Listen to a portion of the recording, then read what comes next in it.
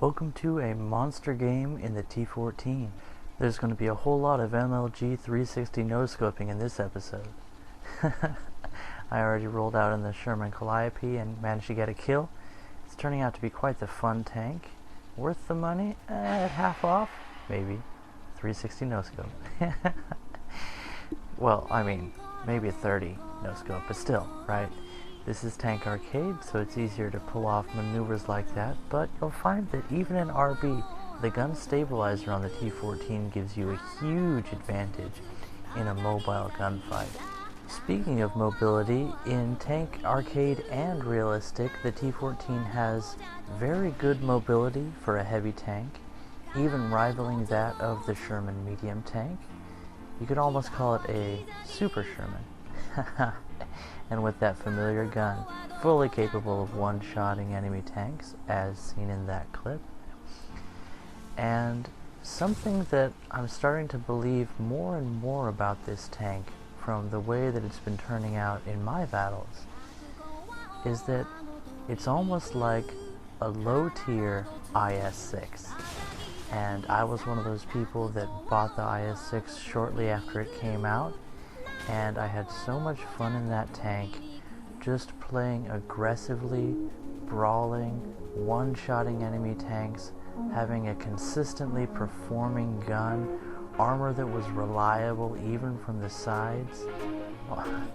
It's almost like the overpowered experience that so many players claim that it is. And if you look at my statistics as a player, compared with my performance in the IS-6, you would consider that more evidence for it being an overpowered vehicle.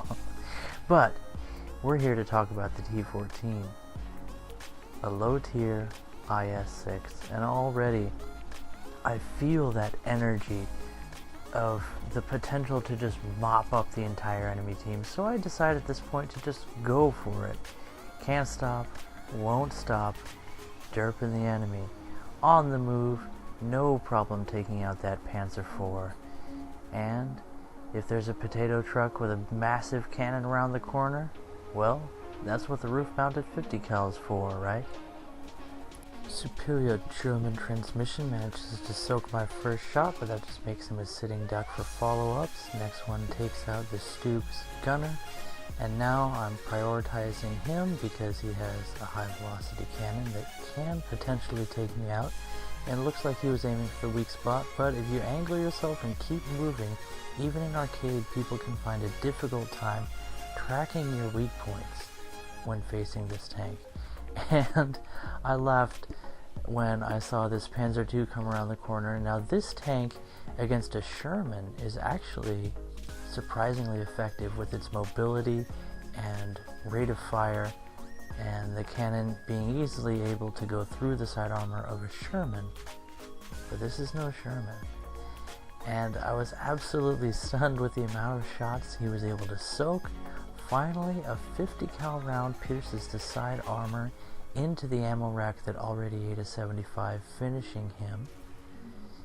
And another Stug is down. Again, this guy capable of penetrating my tank, but you'll find capability and performance often is not aligned when you're facing such an aggressive opponent, confident in the abilities of their tank. Now, I don't always have matches like this in the T14, but I have come to notice that they're more frequent than in other tanks in the American tech tree, and I've thoroughly enjoyed my 4.3 lineup because of that. It also lines up nicely with some powerful American planes, including both of the lower tier P-47s, which continue to be a joy to fly and easy to manage in realistic battles. Now I'm just keeping that gun singing. It's almost as soon as I'm reloaded, there's a new target.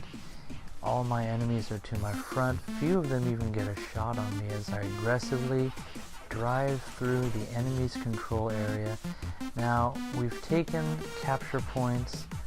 I've done my part in pushing the combat from the game objective, and so I give myself complete permission to drive through the enemy spawn and just clean up everything that's there, mopping up this entire side of the map.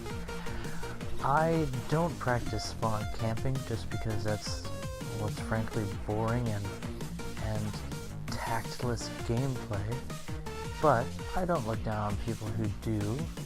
They're more like a target than anything else if they directly camp the spawn. And here I'm attacking this M8, and I didn't realize that he had just spawned in.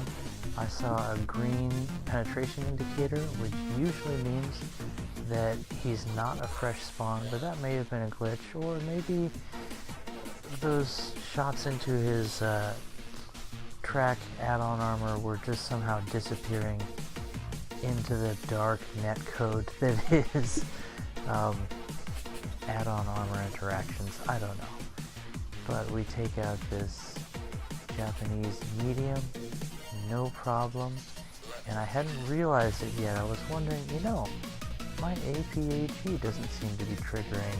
And that's actually something that I've noticed a few patches ago. APHE rounds started behaving a little bit erratically in some of their post-penetration effects, especially when going into optics and cupolas. But it wasn't about that this time. It's because I've run through all of my armor-piercing high explosive ammo, and I was firing APCR. Here we are flying out into Spitfire. You saw us take some pretty heavy damage from that T14, and that's where I decided that with only 2 rounds of APCR left, I would take the opportunity to fly out in a fighter, maybe see if I could harvest some assists, get some hits, a few more points, just to pad my stats. It's a habit of mine. It's good for farming silver lions and RP if that's what you're interested in. And the T14 did manage to take us out, so that's the end of the match. After that it was all cleanup, so now I've got some cinematic clips, and I've been trying out